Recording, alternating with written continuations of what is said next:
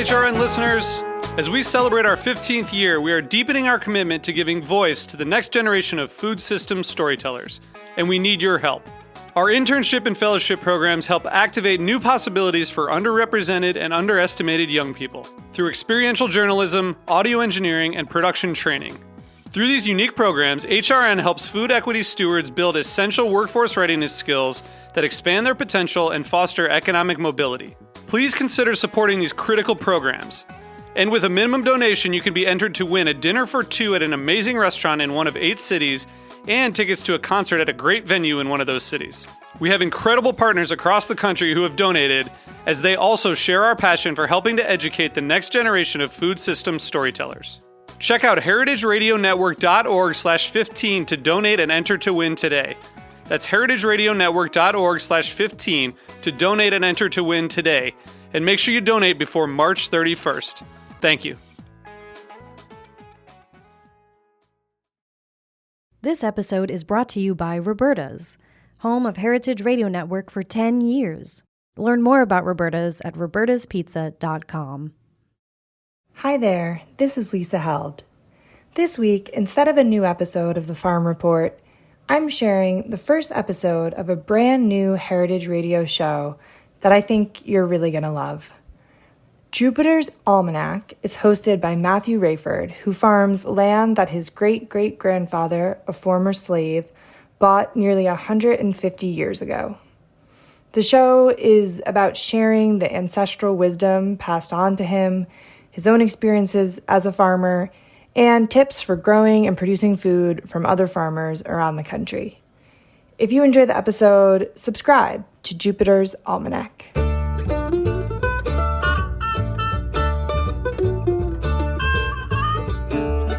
Welcome to Jupiter's Almanac. I'm Matthew Raiford, the great-great-great-grandson of Jupiter Gilliard, a former slave who bought the land I now farm in Georgia nearly 150 years ago. Through the years, my ancestors have passed on some essential and hard-earned wisdom about growing and producing the food we eat. It's my great honor to share that inheritance with you and to invite other farmers from Georgia and around the country to share their tips with you. So, if you are just starting out, reconnecting with the land, or a seasoned farmer, join the conversation. For our first episode, I'll be sharing the story and history of my farm. You hear a lot about Jupiter Gilliard, who started it all, as well as the knowledge I've gleaned by reading letters sent between my grandmother and my great-grandmother about how to manage the farm. I'll start by telling you a bit about myself, and you'll hear from my partner Jovan Sage as well. She is our on-farm herbalist and alchemist. She transforms food and transforms flowers, and the like. It's an amazing partnership that we've been able to cultivate. Then, in the second half of the show, I'll dive more into my family history and the regional history of coastal Georgia. I'll talk about Gullah Geechee culture and also share a recipe for hibiscus spritzer. So a little bit about myself to kick things off.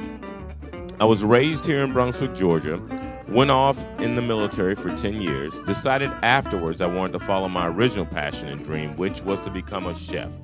And I did just that, working in places from MGM Grand to the House of Representatives in Washington, D.C.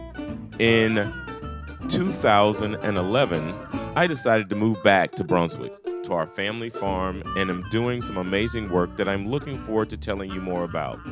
Now, here's a pre-recorded conversation between Jovan and me that will get you more familiar with the history of Gilliard Farms and what we're doing here today.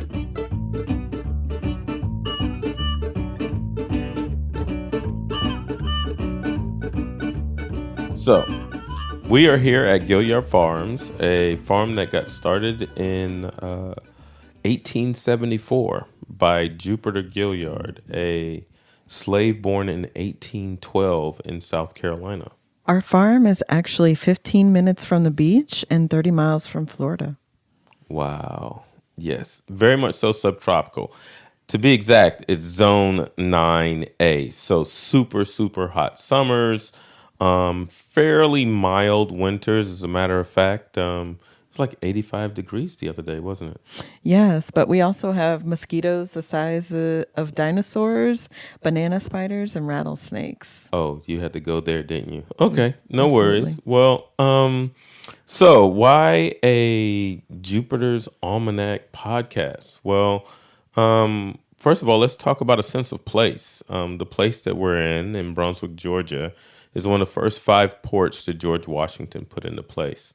So, kind of starting off with that as a thought of like where we are and the amounts of people that came into this port gives us a lot to kind of have a conversation about.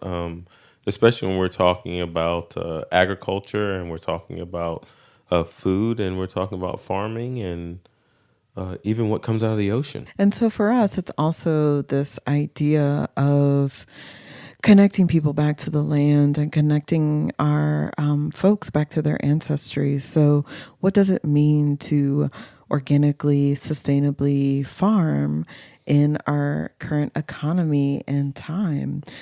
What does it look like to get your hands in the soil? And what does it look like to be a farmer as well as an eater?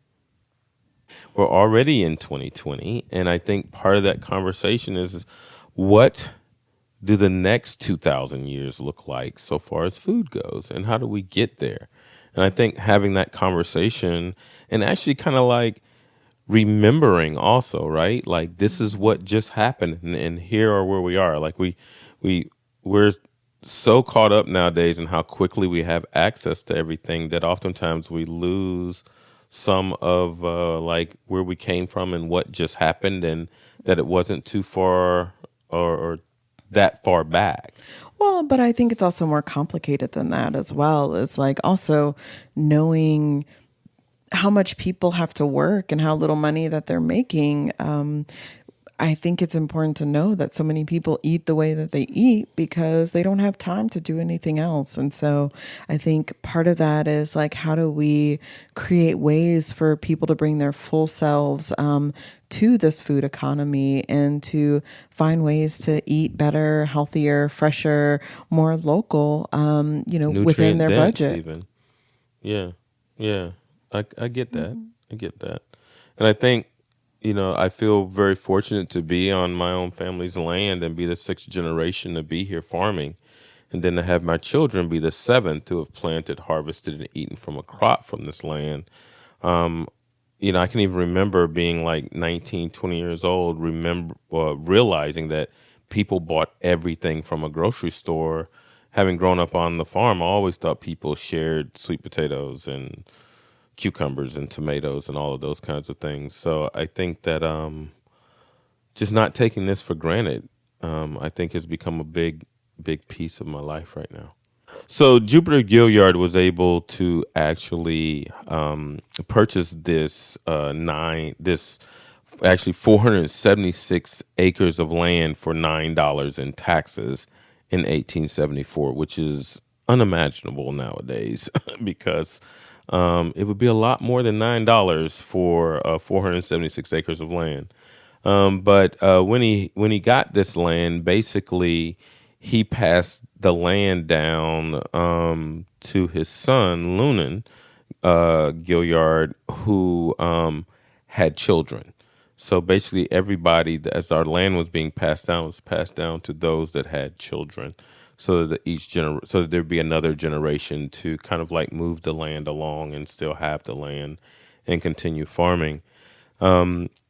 Since we've been on the family land, we've been able to actually find letters written between my great-grandmother and my grandmother on how things were planted, what was taken to market, and what time of year it was taken to market. I think those things have become our farmer's almanac here at the farm for when we plant everything from collard greens to sweet potatoes to even harvesting hogs. So I think that this has been an amazing journey thus far to be able to see that these things were being written about in a time when folks were saying that, Black folks weren't educated and they didn't know how to do certain things. But we're talking about my great grandmother, who was born 1881, I believe. Yeah, 1881 or 82, something like that. But who was able to read and write.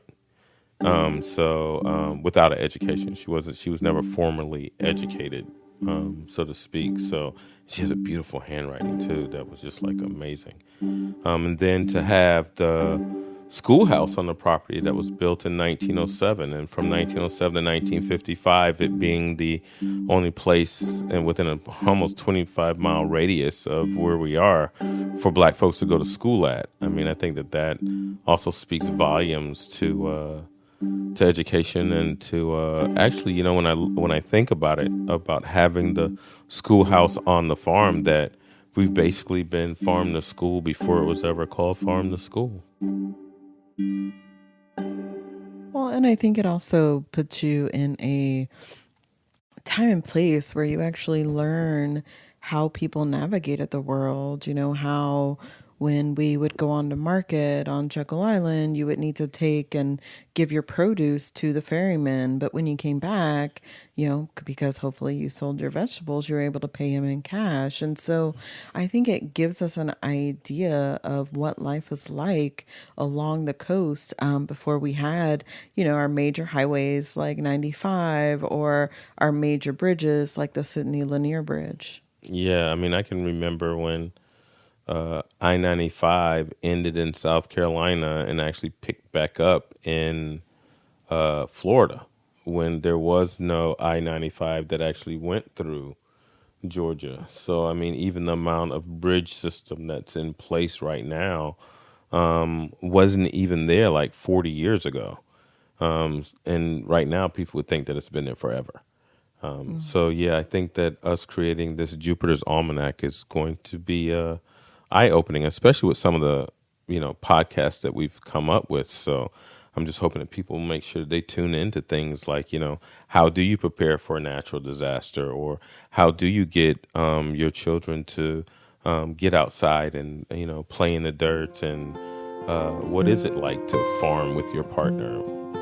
So, yeah, I think that those are going to be some amazing things that we're going to be bringing up in the podcast over the next couple of months.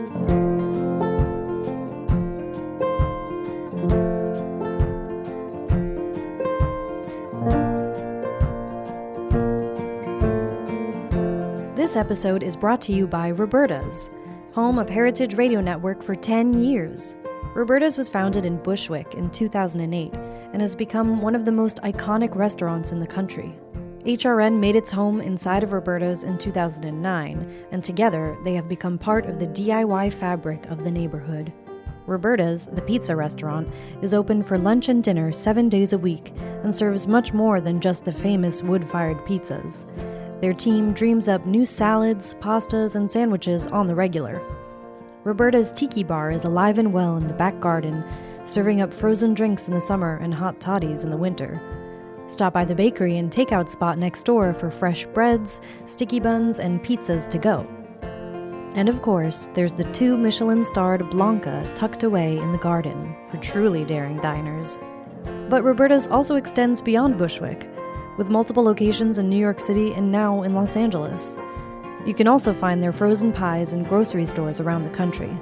The spirit of Roberta's, like Heritage Radio Network, is everywhere. Here's to many more years of pizza-powered radio. Learn more about Roberta's at robertaspizza.com. Welcome back to Jupiter's Almanac. I wouldn't be here on this land today without Jupiter. And I want to tell you more about my family's history, as well as the rich history of Gullah Geechee culture in coastal Georgia. So why the name Jupiter Almanac? Well, an almanac is kind of a written format of what has happened before, so that people can figure out what they can do in the future, so to speak. And so what I am using, and why I decided to name Jupiter's Almanac, was because I'm actually using letters written between my grandmother and my great-grandmother from the 30s to almost the 60s, on how they planted and harvested and when they went to market, as kind of my foundation for this conversation. And also, I want to show how interconnected we all are, and how seasonality of things and how people are eating is so very, very important. And, being African in descent and being having this land that we have, Jupiter Gilliard started off with 476 acres of land. And then as people married into our family and things like that, we didn't have a lot of money. So land is power. Land is also allows you to have some sort of wealth. So I think giving of land is how a lot of these things got to be. And holding on to this land was only due to farming. Like Jupiter Gilliard paid $9 in taxes in 1874. Trust me, the taxes are not the same right now. So on the 40 plus acres of land that my sister and I have, along with the rest of our family, we are definitely pushing a few $1,000s in taxes now to hold on to the land. And the farming and family working and staying connected with each other has really been the only way that we've held on to our land.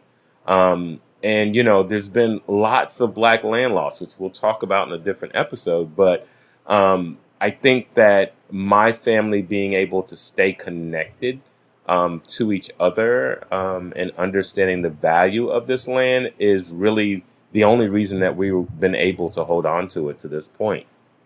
And that being said, when you think about how to plant in what is now Zone 9A, it's super hot here. So also understanding what season to plant, what time periods are better to plant certain things. I think that's the other way we were able to hold on, because writing back and forth and creating that almanac, that written piece of how things were done consistently, allowed for the repetition of farming to be done consistently over the years. And that's why we're here today.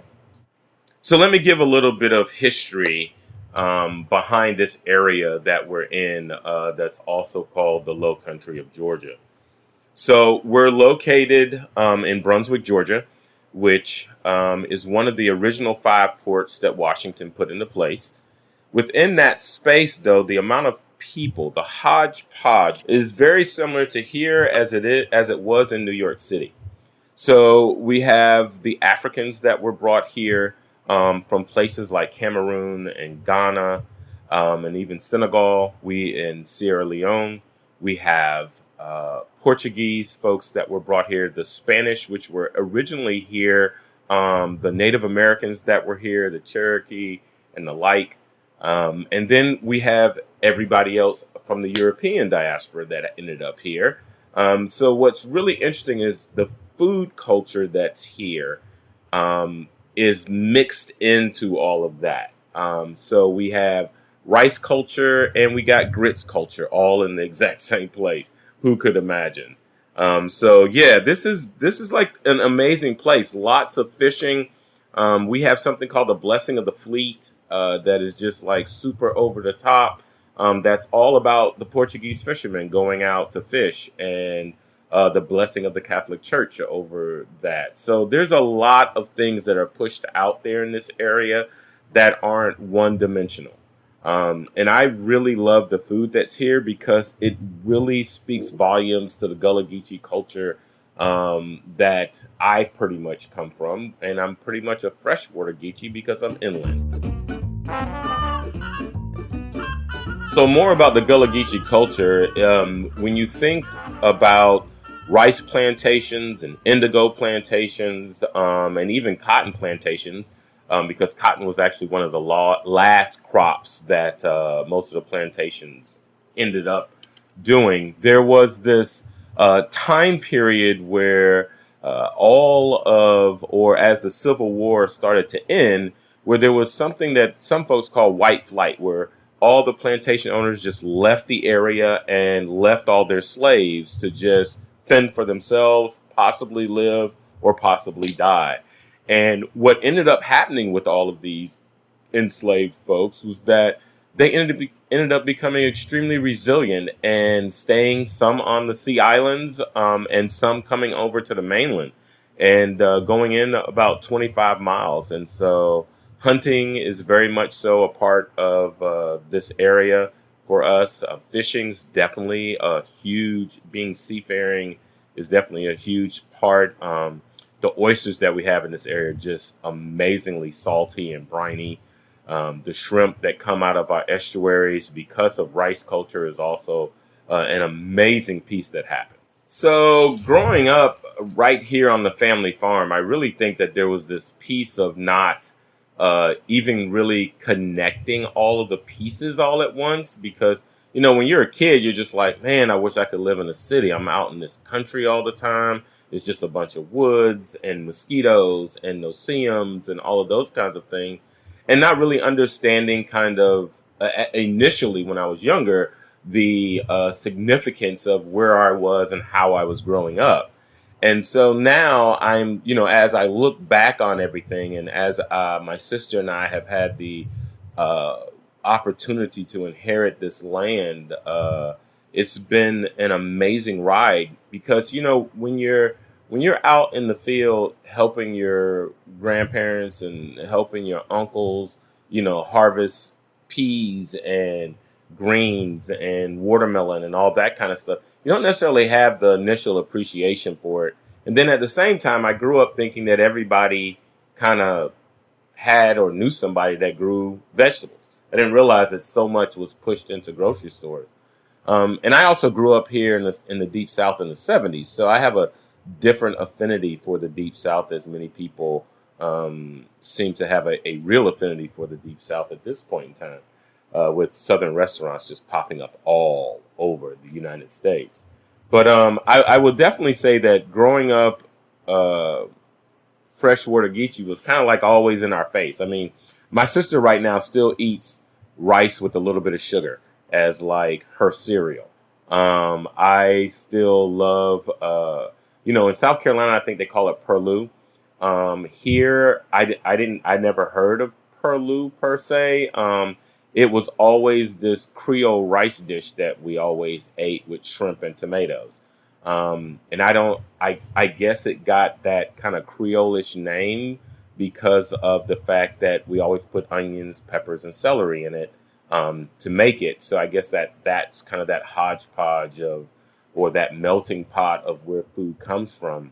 Or how food is interpreted in different areas. So throughout Jupiter's Almanac, you'll hear me refer to things that would sound like I'm in South Carolina, or it may sound like I'm in Florida. And the reason for that is because the Gullah Geechee corridor runs from North Florida to North Carolina, which is, a few hundred miles to say. So a lot of our interconnection within those areas will also be being talked about throughout Jupiter's Almanac.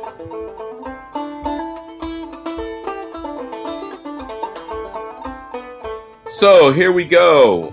Last but not least, the hibiscus spritzer, which Jovan is going to talk about momentarily.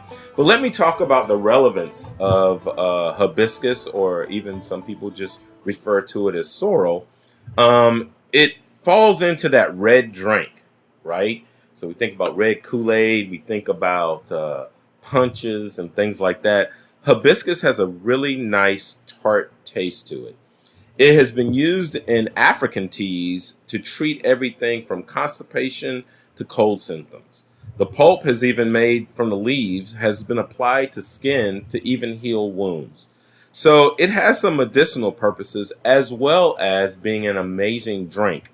One of the things we've just been able to do with hibiscus also is we have a hibiscus gin that we just launched in February through Simple Man Distillery.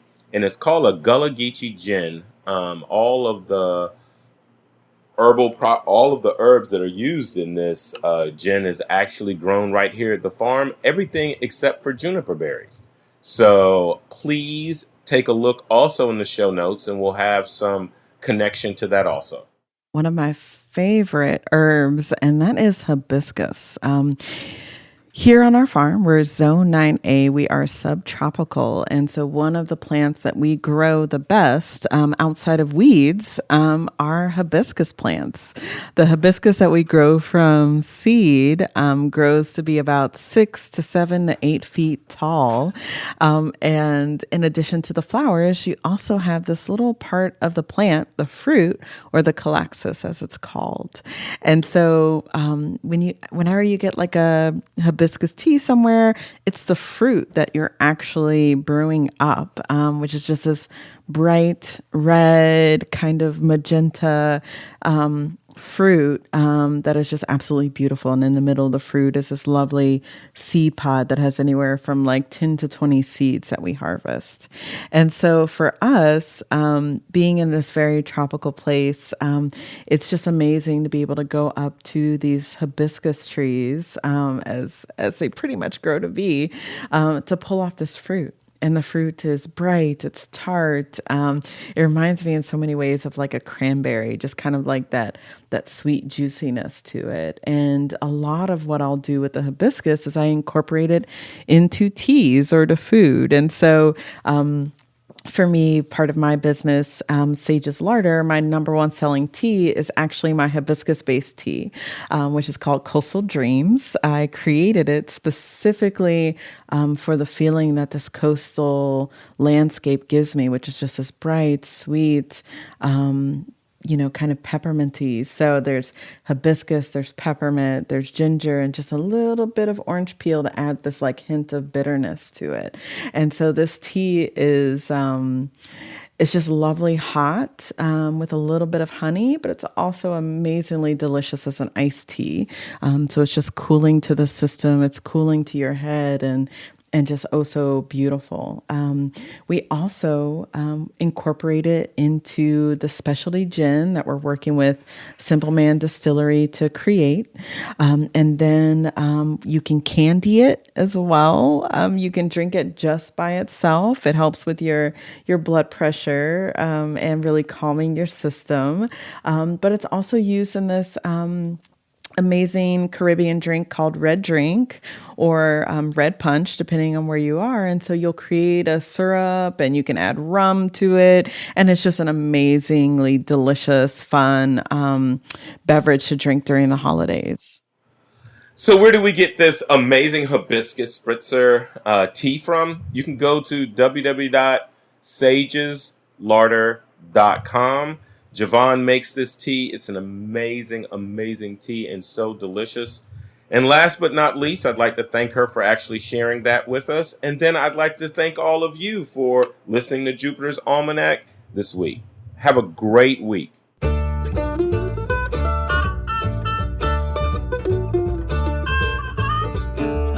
Please subscribe to Jupiter's Almanac wherever you get your podcasts. Special thanks to Jovan Sage. Our executive producer is Kat Johnson. Jupiter's Almanac is also produced by Dylan Hoyer. Our audio engineer is Matt Patterson. Our theme song was composed by The Joy Drops.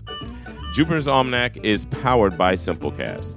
Jupiter's Almanac is a production of Heritage Radio Network, the world's pioneer food radio station.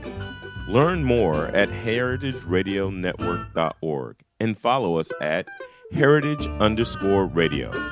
And we want to hear from you. Send us any questions in writing or as a voice memo that we can help answer on the air at Jupiter's Almanac at heritageradionetwork.org.